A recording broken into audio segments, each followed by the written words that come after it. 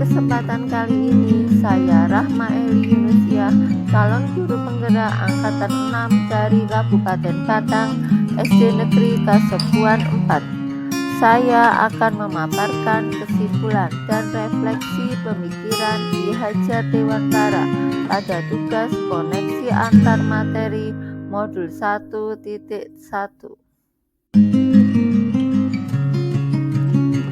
Saya akan merefleksi diri saya melalui 3 pertanyaan berikut. Yang pertama, apa yang Anda percaya tentang murid dan pembelajaran di kelas sebelum Anda mempelajari modul 1.1? Yang kedua, apa yang berubah dari pemikiran atau perilaku Anda setelah mempelajari modul ini? Yang ketiga, apa yang dapat segera Anda terapkan lebih baik agar kelas Anda mencerminkan pemikiran Ki Hajar Dewantara? Saya percaya tentang murid dan pembelajaran di kelas sebelum saya mempelajari modul 1.1 bahwa guru mendominasi pembelajaran. Dalam pembelajaran, saya terlalu banyak ceramah dan siswa hanya duduk diam mendengarkan.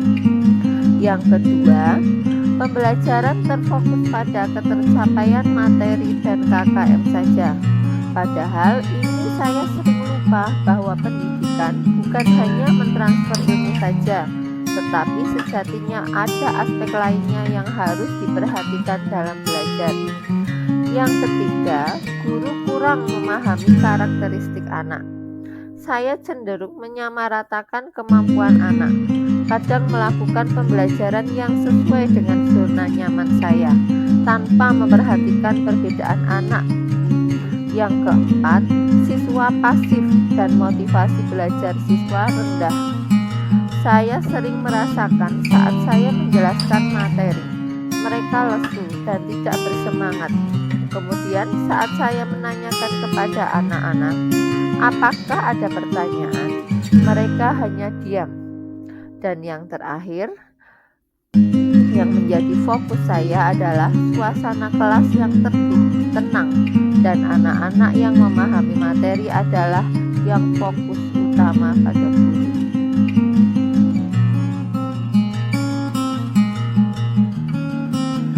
Berikut adalah gambaran suasana kelas saya sebelum saya mempelajari modul 1.1. Pembelajaran berpusat pada guru.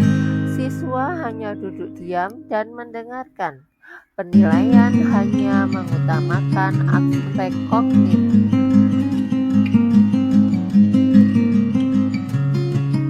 Setelah saya mempelajari modul 1.1 yang menambah pemikiran atau perilaku saya, antara lain, guru bukan merupakan satu-satunya sumber belajar.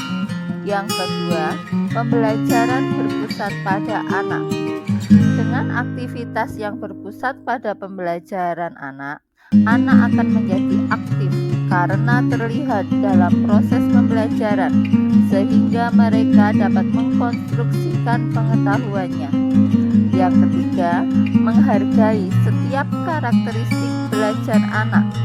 Saya dapat lebih menghargai setiap karakteristik belajar anak. Anak terlahir berbeda. Setiap individu memiliki keunikannya masing-masing. Saya sadar dengan adanya perbedaan ini akan menjadi pembelajaran lebih bermakna. Bagaimana saya seorang pamong, saya harus dapat menuntun anak sesuai dengan kodratnya.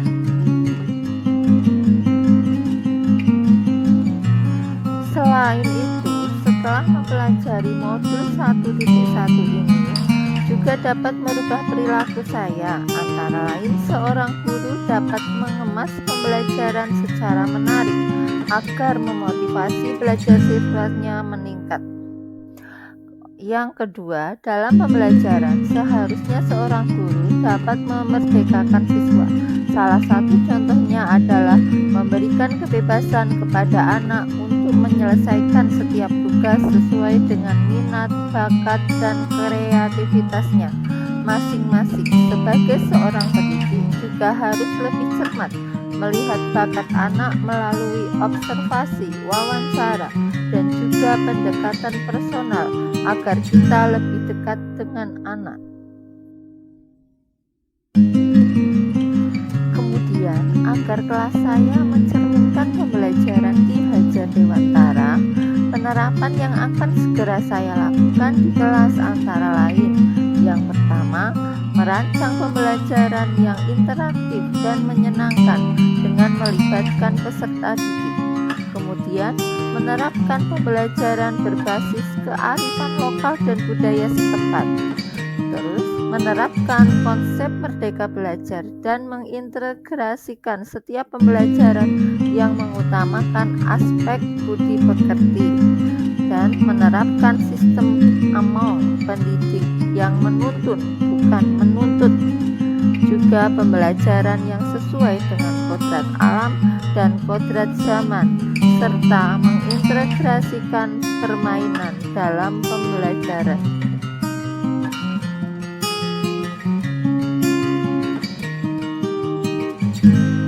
Kesimpulan yang dapat saya sampaikan yaitu pembelajaran Ki Hajar Dewantara yang harus kita terapkan di rumah maupun di sekolah. Di antaranya, pendidikan adalah menuntun anak sesuai dengan minat dan bakatnya. Pendidikan bukan hanya ilmu akademis saja, namun perlu penanaman budi pekerti yang baik. Pendidikan sejatinya adalah berhamba pada sang anak. Demikianlah pemaparan saya tentang koneksi antar materi pemikiran filosofis Ki Hajar Dewantara. Mohon maaf apabila ada salah-salah kata dalam penyampaian. Salam dan bahagia. Wassalamualaikum warahmatullahi wabarakatuh.